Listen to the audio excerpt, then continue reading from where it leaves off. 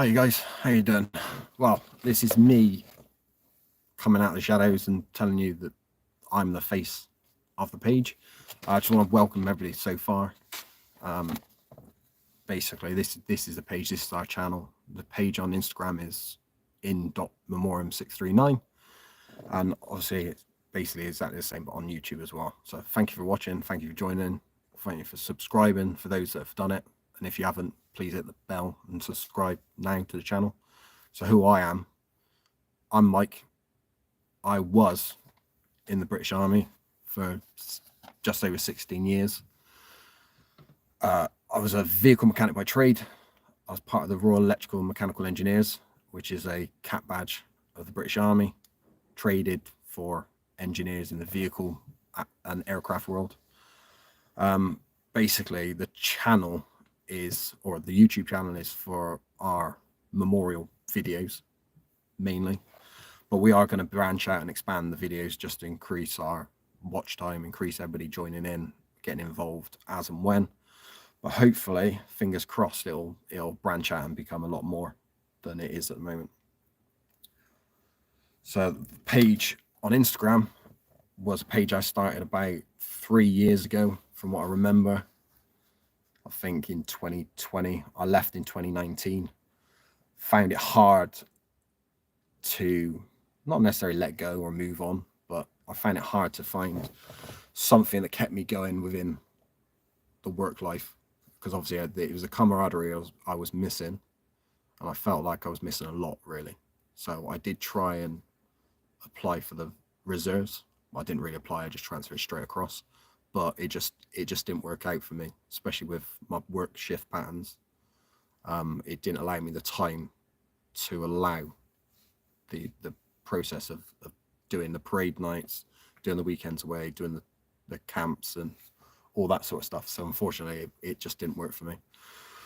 But it didn't matter, because as I said, I found the page then. So it was a thing of, we've seen so many people lost through conflict, war, even training exercises, the unfortunate case of suicide as well. That's becoming a real issue, mental health problems, all this sort of stuff. So for me, it was a case of putting it out there, putting the memories of the guys that we've lost and girls that we've lost during conflict mainly. But as I said, I have branched out now with people DMing me, adding onto the top of it to say, look, this is what I've found, is this mate of mine here, there, wherever it may be, has taken their life, or has been killed in a training accident, or has been killed in a conflict that isn't the main ones we deal with, which was Afghanistan, Iraq, during the recent conflicts of Herrick, Telek, and then moving on to Shader and Toril. But yeah, so that's the page anyway. And what we want to do is just apologize for me. I'm looking down at a notepad to make sure that I get everything that I want to get across.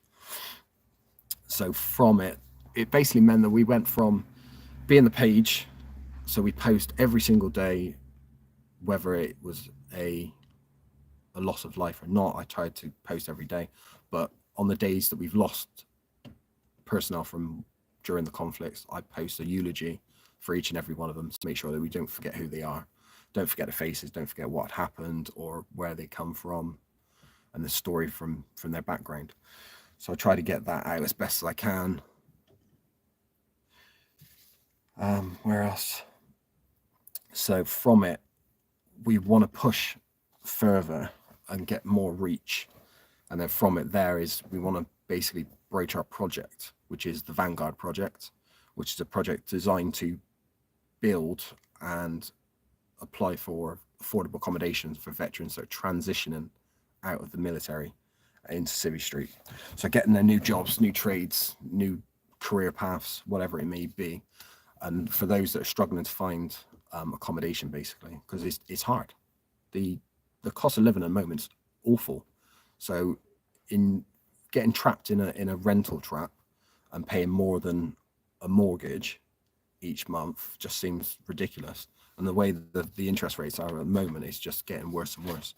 So what we want to do is be able to purchase land and purchase modular housing in the shape form of shipping containers, prefab buildings, like what are they called? the caravans, static caravans. So basically utilizing those and buying them will then cut out the middleman. No banks, no interest, no shareholders, no people to please, companies' interest. That's what the YouTube channel's for.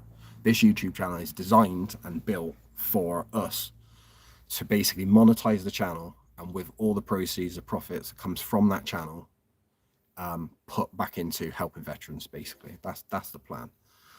Because you see it so much through YouTube now. There's hundreds of thousands of pounds that be made through YouTube monetization, through advert revenue, through sponsorship, all that sort of stuff. So all we want to do is take that, instead of blowing money on fast cars, big houses, mansions, etc., etc. We want to do our part to help veterans that are transitioning out of the military, and for those guys that are struggling on the outside. So it's a case of, it's the other thing is for us is why a charity? Why not charity? Why not CIC? All that sort of stuff. The only downside to charity and CICs is there's a lot of hoops to jump through. There's a lot of barriers to contend with, as well as the expanding groups.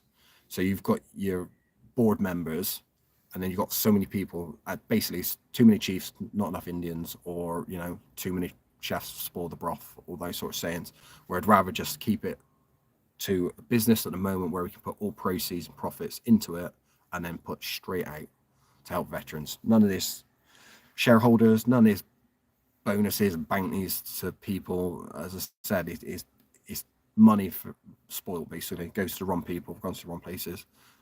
Somebody picked me up in a article the other day where we sidelined £10 million to help veterans with mental health issues, with accommodation, all that sort of stuff. And there's no accountability, because nobody can tell us where that money's gone. Where's that £10 million gone? They can cherry pick parts, but overall there's no accountability. And we're having real issues with a lot of charities that are, you know, at the top end CEOs, all those people that are taking £100,000 wage or whatever to work the charity, but they don't necessarily need that money. So why would they need £100,000 to live on when you've got everybody else around them on 30 grand a year, 20 grand a year, volunteers on nothing, and they rock around in big Rolls Royces, own big houses, you know, all the expenses they input, when all that money could be better utilized for helping the actual charity itself. So that's why we didn't want to go down a charity route at the moment. Not saying that we won't in the future, but I'm trying to steer clear.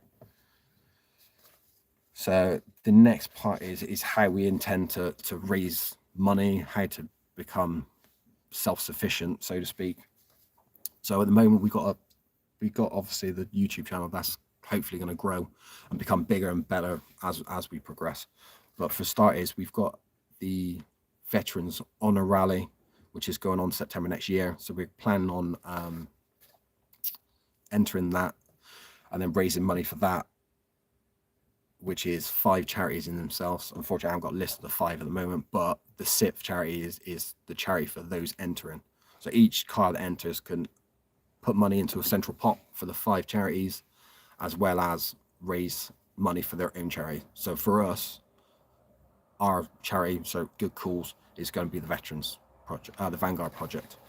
So we've got a car that we're going to enter for that rally, which is a complete tour of like the Midlands area of the UK down to the south coast and then back up to Rhyl in North Wales.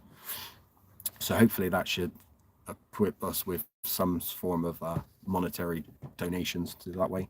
But they basically, the future is we want to basically be self-sufficient.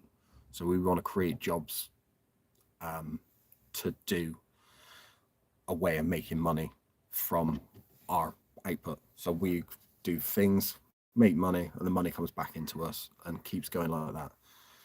Because that is the intention. Is we've got a 5-year plan where we want to be able to hopefully in 5 years time be at the stage where we can buy a large plot of land. At the moment there's a barracks that's becoming unused. By 2029 the unit moves out, they move on, and then the barracks basically becomes surplus to requirements.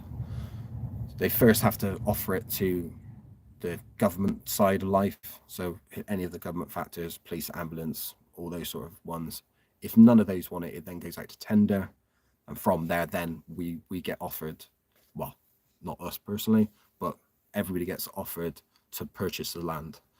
Our aim is obviously to kind of sweep in underneath the housing developers that are going to basically just rip it apart, destroy everything on it, apart from anything listed. And then from there, then it's just flood it with houses. What we don't want to do that. What we want to do is utilize the entire barracks for our project. So utilizing the accommodation for all our veterans as they transition out of the military, and then all the infrastructure we want to utilize for basically business building. Build up businesses throughout the camp, and then from there then is, as we said, all the businesses work, they get money inbound, and then from there is we utilize all that money as to become self-sufficient, to basically pay for that camp and pay for the accommodation, pay for the upkeep, and then continue the project up from that.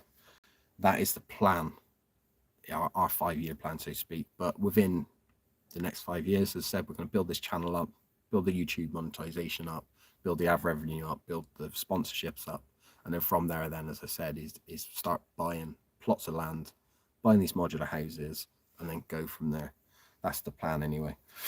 But as for the videos currently on the channel is our eulogy videos week by week. So each video shows a week as we go by in time of all our lost military personnel, which unfortunately equates to about 642 in total from our conflicts in Iraq and Afghanistan.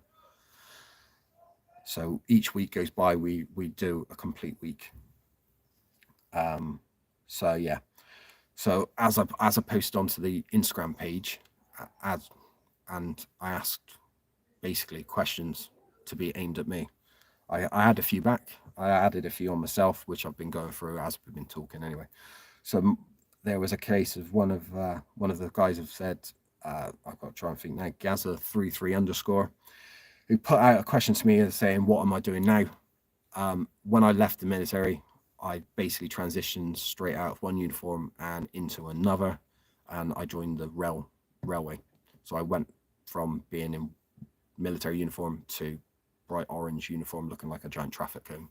But I now work on locomotives, so rail freight mainly through my parent company. And now, as I said, I just literally do as and when loco maintenance, basically preventive maintenance on their fleet of locos.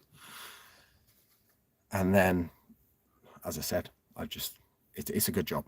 I've enjoyed going from one institution to another. It's very structured. It's very sort of progressive.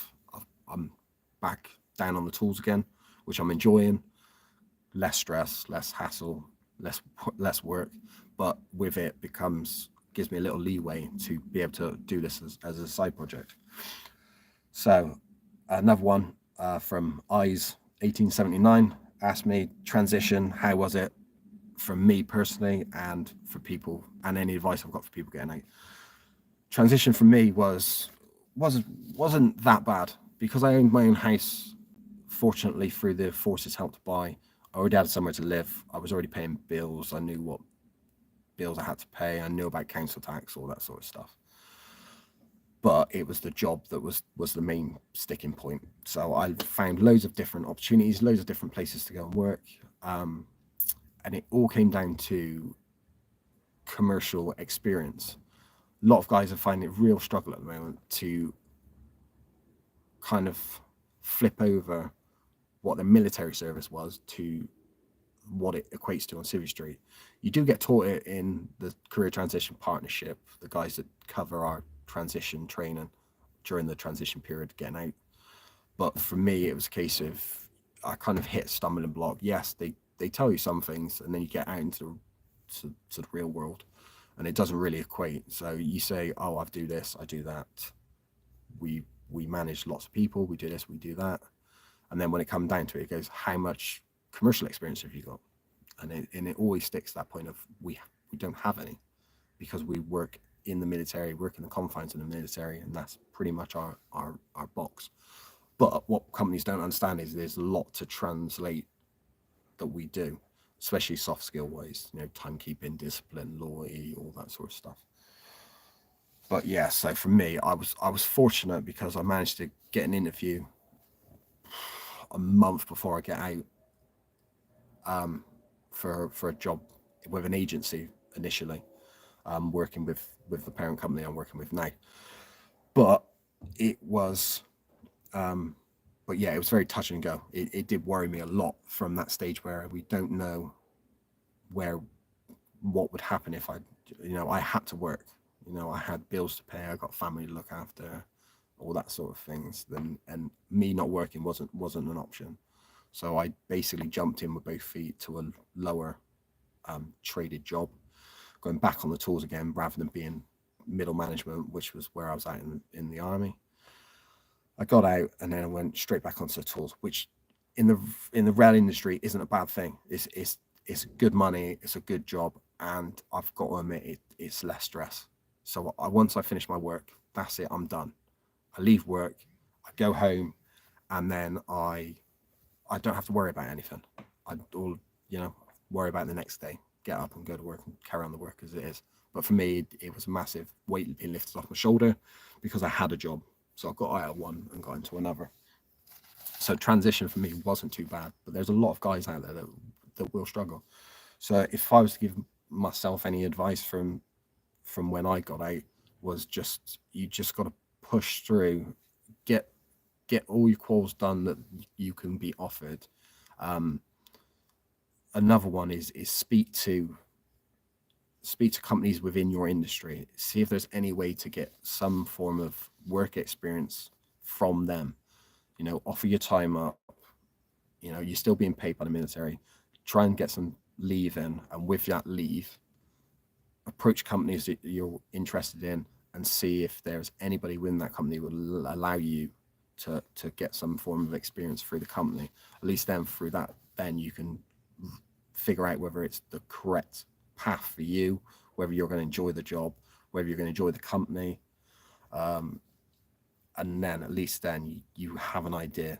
You don't want to put everything into that industry, go forward, and then find out it wasn't the industry you wanted. And by that point, it's too late, because now you not necessarily stuck, but you've out the military, no more money coming inbound apart from the company you're working for. The other one is if you don't find the company straight away that you want to work for, don't worry about it. Society now, job hopping is just ways and means around things now, because it's not set. Where we've been so institutionalized in the military for a lot of people, especially if you've gone up through the 22 years, you're very much loyal to the company and you just keep rolling through. In Civistry, I've found that it doesn't necessarily work, because guys get itchy feet, they don't find the right track, they don't find the right path, and therefore they end up slipping back down or just leaving. So it's that thing of find something you enjoy, just check it out, give it an opportunity to sink in, take the condor moment, take that step back and realize, is it right for you? Is it right for your family? Is it right for your work-life balance? All that sort of stuff. And then the other one is that it might sound silly, but don't leave a job before you have another one lined up, because you can fall on.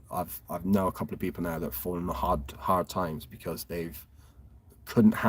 not necessarily couldn't handle the job, but didn't enjoy the job. It wasn't what it was made out to be.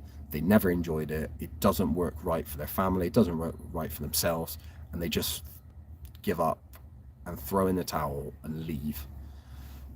Then they find it hard then to find another position, and without that position lined up, it can fall for a couple of weeks, a couple of months, even up to a year, where you're still trying to find that foot in the door with something else, or you're trying to find the job that's there. So just, again, take that condor moment, just step back, see if there's a way you can change something within your environment to satisfy you or suit your abilities or suit your current situation. And if not, then look elsewhere, get on LinkedIn, get on the lists, get on the job sites, find whatever you can to find that next job, but don't leave one without having something to fall back on. Another question, what's the other one, is from Dawn Yusuf on, again, on Instagram. Questions asked were, do I think the MOD supports you when you leave? And is aftercare lacking for those that need it? No, there's not enough care out there to support the amount of people that need supporting. This is what it comes down to. It's not just veterans, it's everybody. There's just not enough support for anybody all around. So what it comes down to, and it's the same as the first part of the question, is do I think the MOD supports you when you leave? Unfortunately not. No, it's like you've got to put it to a situation where it's any other company. Once you leave a company, will they support you after you leave? Most probably not. They might send you, a new company, a review on you, and basically what you were like to come through. But without that, they know, again, it's not an offense to any companies out there, but they tend to wash their hands of you. And it's the same as the military, and the MOD are exactly the same. They're a business. 6 and 2 3s, they're a business. We are the pointy end of the stick. We get pointed at where we need to go. We go there, we do it, we do the job, and we finish, we come back. That's it, end of job. Once you leave, the MOD does offer you a package, a transition package, a resettlement package, sorry, which is really good. If you've done long enough, you've done over the minimum time, which is, I think, 8 years. If you do 4 years, you get something. No matter how long you've done, you will get some form of resettlement. Obviously, the less time you do, the less resettlement you get. And obviously, the more you do, the more you get. So for instance, for me, I got the full package.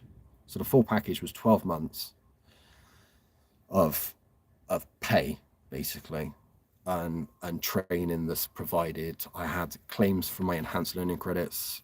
I had standard learning credits.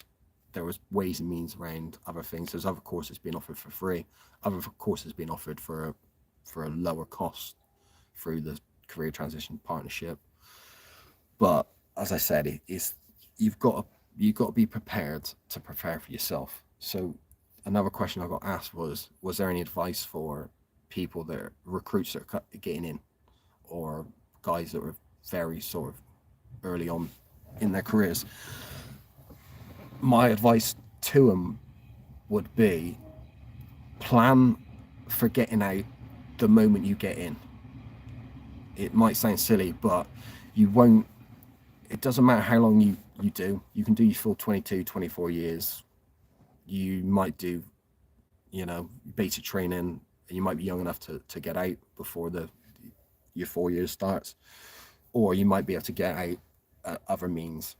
Worst case scenario is you're medically discharged and then you're forced out, or again you to the end of your career and you get time forced out.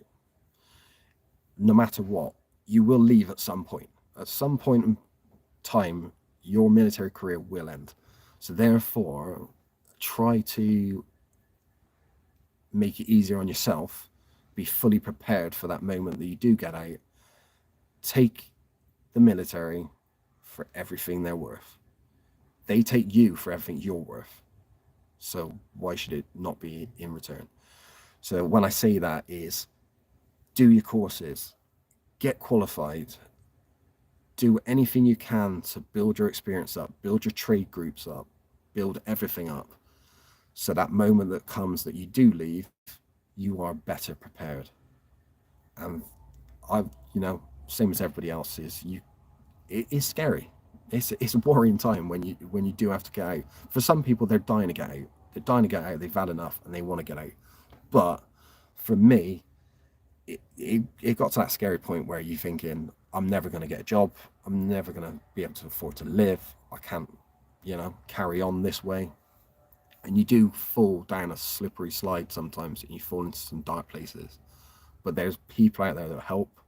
There's organizations out there that help, and just reach out and just grab somebody, anybody, DM us. We don't care. It's that point where somebody needs help. And if you're in a position to help them, help them. But it's make it easier for yourself. That was advice what I'd love to give anybody getting in now. Recruits, junior soldiers, even adult entry soldiers that are coming through. Military, doesn't matter, branch, trade, cap badge, armed service, whatever. It's the same advice. Prepare yourself for getting out early. Best way. Don't, obviously, enjoy the time you get in there as well. Take, as I said, take what it's worth. So it's offers for adventurous training, take it. Offers to go on tour wherever, take it. Because when you get out, those opportunities may or tend not to be, available, especially not at a reduced cost like the military offers it to you. So those were the questions I got asked. Again, just if you want anything answering, just fire it across on our Instagram page in.memoriam639, or stick a comment in the section. I'll read it. I'll respond the best I can. And then, as I said, I'm going to keep posting the weekly videos of our eulogy videos. So if you're enjoying them, please add comments, please like them, please share them amongst your friends, family, wherever it may be. And also subscribe to the channel, hit the notification bell, so every time our video comes live, we can send it straight out to you. But the point of the videos is we want to make content that's right for you to watch and to consume, because without it, we can never get to that stage where we need to be monetized. And that's the stage we want to get to. And we want to make this the best channel we can in support veterans to the best of our ability. That's the aim. Take the money, take all the revenue that comes in and put it out, help veterans, help people in need, help the homeless that we've got in society that are currently already out there. If we can help, why shouldn't we? And that's exactly what we're trying to do. So for this, I'm currently sitting, as you can probably tell, in a car. This is a car that we're going to be taking to the Veterans Honor Rally. If you want to jump onto it as well, hit them up on Facebook, Veterans Honor Rally. They have got a certain allocation of spaces. I think I'm not even going to say the amount of numbers because I can't remember off the top of my head, but they're also opting for motorcycles as well. So if you're a biker, again, get on it. There's a good tour to get on September next year, supporting 5 charities, plus this one is supporting us. If you want to support us more financially, we've got a Buy Me a Coffee page and a GoFundMe page, both on the bio in our Instagram page. And closer to the time, we'll start, probably early next year, we'll start up advertising more on the GoFundMe page to support, obviously, the Veterans Rally and our project. If you've got an idea of a video you want to do, I'm a mechanic by trade, so I will be doing some mechanical series on this car. It's a shed, and I'll give you a quick tour and a walk around in a second. But it's legal, it's MOT'd, it's taxed, it's insured. So for as well as we're concerned, it's ready to go on that rally next year. But this car is a 1999 Toyota Yaris, so we know it's good to go because Toyotas are fantastic and they just keep going. And this one has been left in a storage box for 2 years. We pulled it out, we titivated it. Admittedly, we put another engine into it, but again, it wasn't a hard task. Thankfully, thanks to Mr. Clutch, it wasn't a hard task. So they put the engine in, they got it MOT'd, and we hit a petrol headism event this year, September just gone, and hopefully we'll hit it up again next year as long as it gets around the rally and back in one piece. And then during it as well, we managed to get the guys that sponsored the event, or well, part and parcel of the event, to sign our car. So I want to thank all those guys that did sign the car: Alex, Adam C, Tim Smee, Tavarish. We got Jack McNeil, if you couldn't tell that signature. We got Food Review Club, which was brilliant. He also did a nice video for us as well. And over on this one, Calvin's Car Diaries, Ed Boland, Ed Arden from Hard Up Garage. We've got Rob Pitts from Tex-Mex Motors from the US, and then the event manager himself, Joe Chiampi. So from here, literally, this is our car. This is the wagon. We have one poppy on for every member of our forces that we lost during the conflicts in Afghanistan and Iraq. All the way around it. A few modifications to help us see, i.e. the rally light on the front.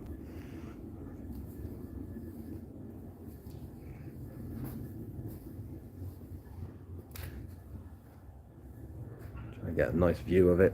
Complete all the way around the back.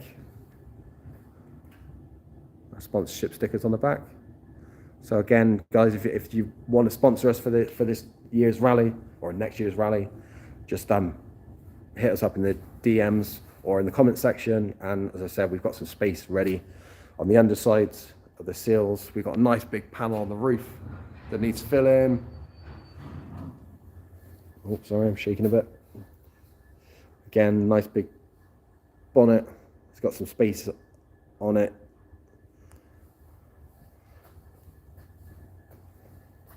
So yeah, unfortunately, we've starting to rub off our names. So each of these poppies had a name on, but as we can see, it's starting to scrub off. The sun's done a bit of a number on it. The UV pen wasn't as UV as we thought it was. The lacquer hasn't protected it too well either, but we will find another alternative method to get this on it. We're probably thinking headliner possibly, or we'll find some space to write on all those names on this car somewhere. Outside maybe not, because as I said, the sun's really done a bit of a number on it really. So we're going to think of somewhere inside, probably this, if we can, to get this done all the way around, get these names on there, which is what it's all about. We want to honor them. We want to honor the page. We want to honor the channel. And then through it there, as I said, just basically tour the car, see where we can get to. We got Petroheadism event underground in Wembley, so we might try and get to that one as well. That one's going to take a bit of extra coin to get to, because thanks to you, Les, and our uncompliance to ULEZ, we're going to get hit with the £12.50 ULEZ. We're going to get hit with a £15 congestion charge before we've even, got to the event. So we're going to look at that one to do as well. But we'll wait and see. We'll see if we do that one. But if not, we're going to hit Petroheadism up at Nebworth House again this year in the car, once hopefully it makes it back from the Veterans Honour Rally. Apart from that, guys, I think that's it. I've blabbed on enough. Hopefully it gets it across to you guys, and hopefully people can see where we're coming from, where we're going, what the intentions are of the project, what intentions are of the page. And then, as I said, this is me. I am the page at the moment.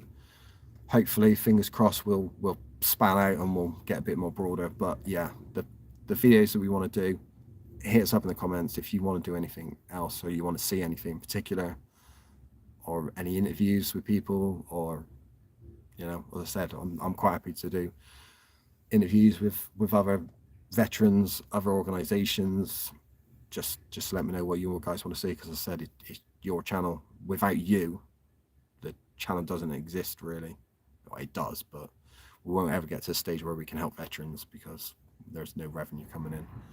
I know overall money makes things happen, as horrible as it sounds, and it is what it is. It's what the world comes down to. But luckily, fortunately, we've got good plans in place, we've got good people in place, and with it we can do good things. But without the money to start with, we're flat broke really. We're not going anywhere. But hopefully we'll get there somewhere. We'll get there soon. And again, this channel will reflect it, because as I said, accountability is key.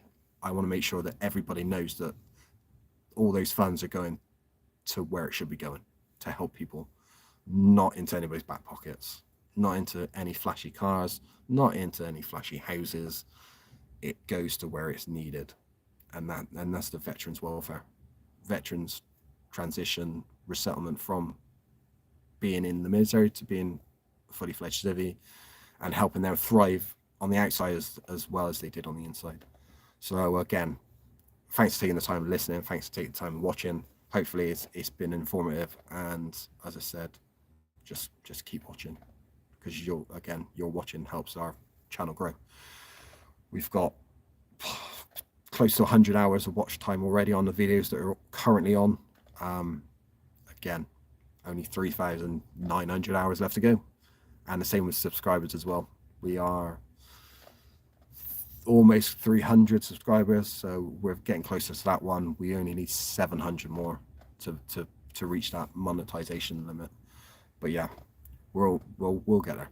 But thanks for taking time to spend listening to me, and hopefully, fingers crossed, we'll get there. All right, so I'm going to say bye for now, and I look forward to seeing everybody on the channel next time. Cheers guys, speak to you later, bye.